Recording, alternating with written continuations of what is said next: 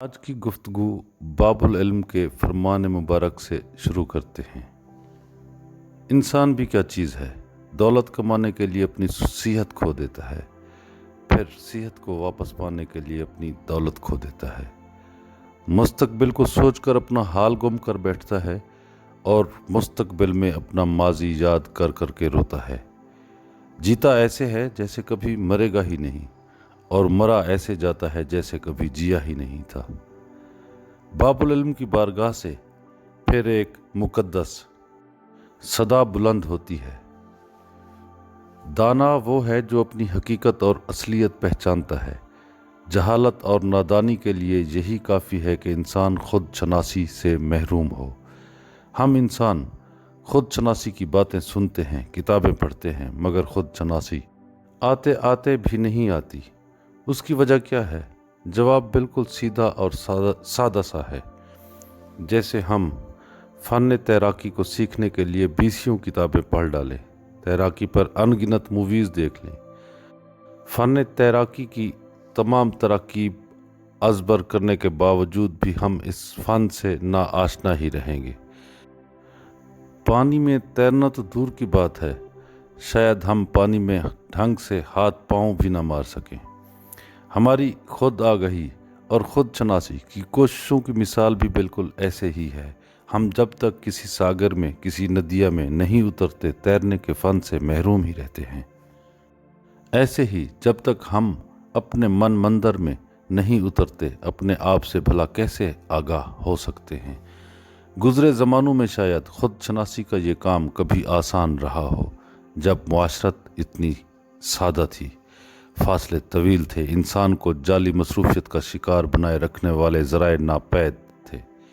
آج تو زندگی بہت پیچیدہ ہو چکی ہے۔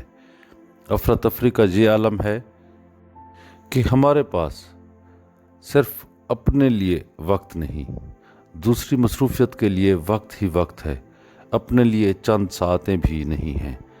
تنہائی میسر آئے گی تو خود پر غور و فکر کا موقع ہاتھ آئے گا۔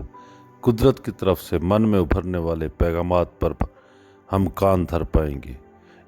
یہ کیسی مضحکہ خیز بات ہے کہ زندگی ہماری ہے اور اسے جیے کوئی اور جا رہا ہے۔ نظام قدرت میں خلل ڈالنے والی آواز کی شناخت سے قبل ذرا ہم اپنے جینے کو دیکھ لیں۔ ہم جینے کو جی تو نہیں پا رہے، چلو جینے کو دیکھنے کی تو اپنی سی کوشش کر کے دیکھ سکتے ہیں۔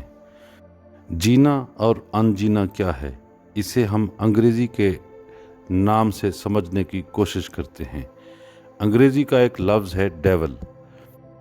اس ڈیول کا مطلب ہے شیطان۔ اب اگر اس لفظ ڈیول کو الٹ کر کے پڑھیں تو یہ لفظ لیوڈ بن جاتا ہے۔ اس لفظ لیوڈ کا مطلب ہے ایسے لمحات جو دل سے جی کر گزارے جائیں۔ اب دل سے جینا کیا ہے؟ دل سے جینے سے مراد ہے حال میں اور لمحے موجود میں جینا۔ لمحے موجود میں جینے کی بات کو ہم اپنے کسی بھی عمل سے سمجھ سکتے ہیں۔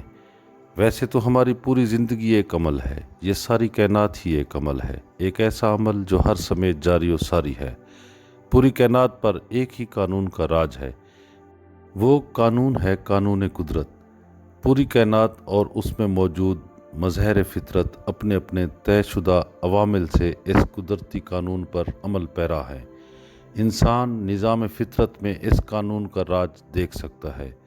چشتی طریقت کے فقیر حضرت صوفی عنایت خان کے بقول ہم یہ جان سکتے ہیں کہ کائنات رفتہ رفتہ اس مقصد کی طرف بڑھ رہی ہے جس کو پورا کرنے کے لیے اسے بنایا گیا ہے۔ اسی لیے اچھا اور برا، درست اور غلط، سب مطلوبہ نتائج پیدا کرنے کے لیے سرگرم عمل ہیں۔ کائنات کے یہ اسرار ہم جان سکتے ہیں، مگر تو کجا من کجا کے مترادف خدائی اسرار تو دور کی بات ہے، ہم اپنے عمل پر غور کرنے کے لیے تیار نہیں۔ ہمارے ذہن کی ساخت کسی مشین کی مانند بنا دی گئی ہے۔ ہم ساری زندگی ایک مشین کی طرح کام کرتے کرتے ایسے مرتے جاتے ہیں کہ جیسے ہم نے کبھی پھر جینا ہی نہیں۔ زندگی کو جب کسی مشینی انداز میں گزاریں گے تو ہم اپنے عمل سے کیا آگاہ ہو پائیں گے؟ ہم اٹھتے بیٹھتے، کھاتے پیتے، پیدل چلتے، گاڑی چلاتے، اپنی اپنی بیشتر سرگرمیوں کو غیر حاضر ہو کر سر انجام دیے رکھتے ہیں۔ کھانا کھاتے ہوئے ہمارا جسم دسترخوان پر اور ذہن دفتر میں، بازار میں اور کاروبار میں سرگرداں رہتا ہے، یا پھر میڈیا سے ملنے والی معلومات کی بہتات کے گرداب میں رقص کنا رہتا ہے۔ ذرا سوچیں، ذرا غور کریں۔ ظاہری طور پر ہم جسم و جان سمیت دسترخوان پر موجود ہوتے ہیں، مگر حقیقت میں ہم نہ دسترخوان پر ہوتے ہیں اور نہ ہی اپنے سوچ و بچار کے مراکز پر۔ جسمانی طور پر ہم گاڑی چلا رہے ہوتے ہیں اور ذہنی طور پر اپنے دفاتر میں موجود۔ یوں ہم نہ دسترخوان پر ہوتے ہیں اور نہ ہی دفاتر میں۔ یہ ہے ان جینا۔ تو پھر جینا کیا ہے؟ جینا یہ ہے کہ آپ جس لمحہ میں جو عمل کر رہے ہوں، اس لمحہ میں ظاہری اور باطنی یعنی جسمانی اور ذہنی طور پر اسی مقام پر موجود ہوں۔ آپ بات کر رہے ہوں تو ایسے جیسے کوئی پھول کھل رہا ہو، جیسے کوئی کلی چٹخ رہی ہو، جیسے ہوا سانس لے رہی ہو۔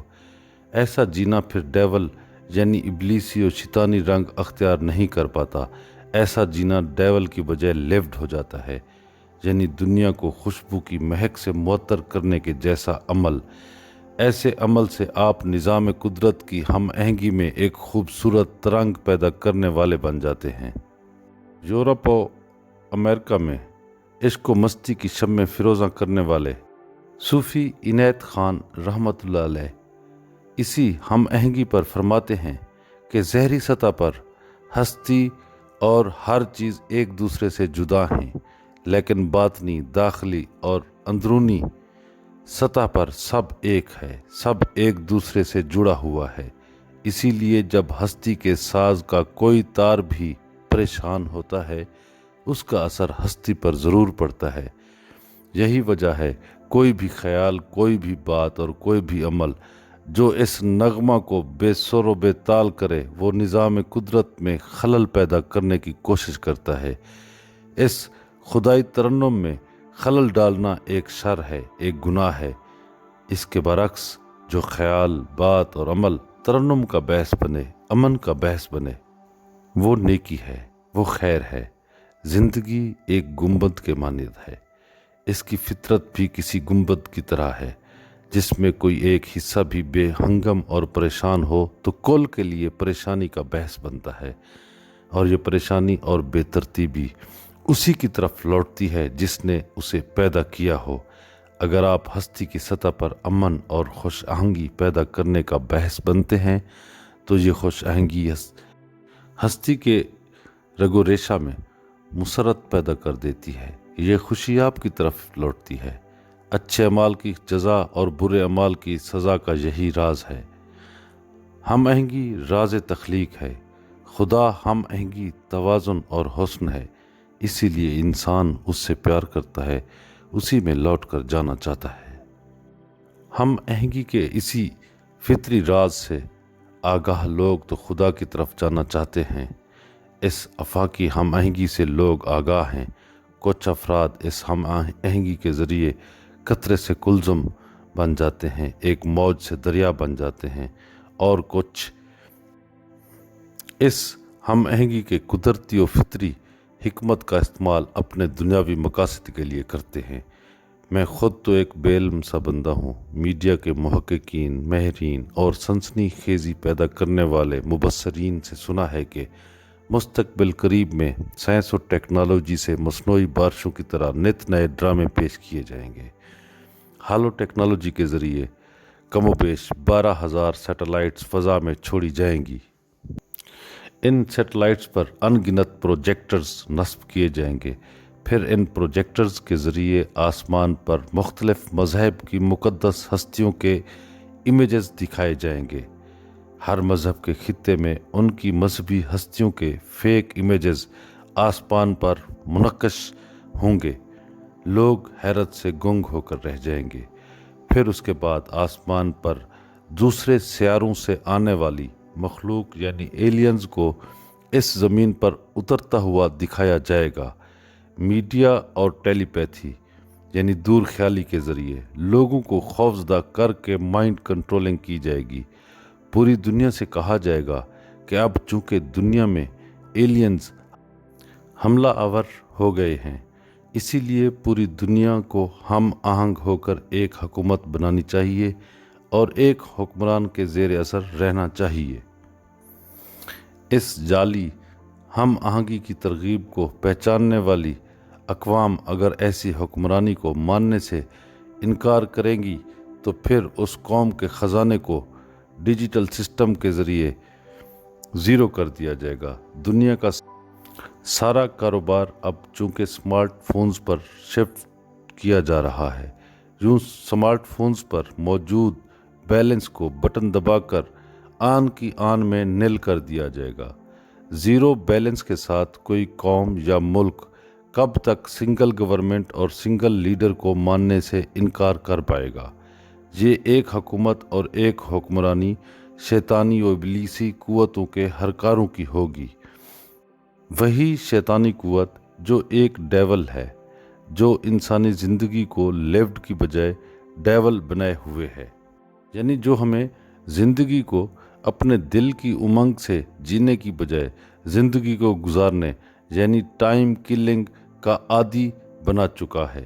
غیر ضروری معلومات کی بہتات سے، جعلی موضوعات پر فرضی بحث مباحثوں سے اور پوری دنیا میں پھیلے اپنے گماشتوں سے اپنی مرضی کے مطابق میڈیا کے ذریعے رائے عامہ کو اپنے حق میں ہموار کرنے کے ہتھ کنڈوں میں مہارت رکھتا ہے۔ اب یہ سوچنے سمجھنے والے انسان کا فریضہ ہے کہ وہ ہم آہنگی کے فطری پروگرام کا حصہ بن کر دنیا میں خیر و برکت کا باعث بنتا ہے، یا پھر شر اور جہالت کی قوتوں سے ہم آہنگی کے ذریعے الوہی گیت میں خلل ڈالنے والی آواز کا روپ دھارتا ہے۔ آئیے ہم اپنی اپنی ذات کی ایویلیویشن کریں، اپنا محاسبہ کریں اور پھر طے کریں ہم خیر کے ساتھ ہم آہنگ ہیں یا پھر شر کے کسی شیرازے کی کوئی کڑی۔ May heaven enlighten us. Take care and be vigilant.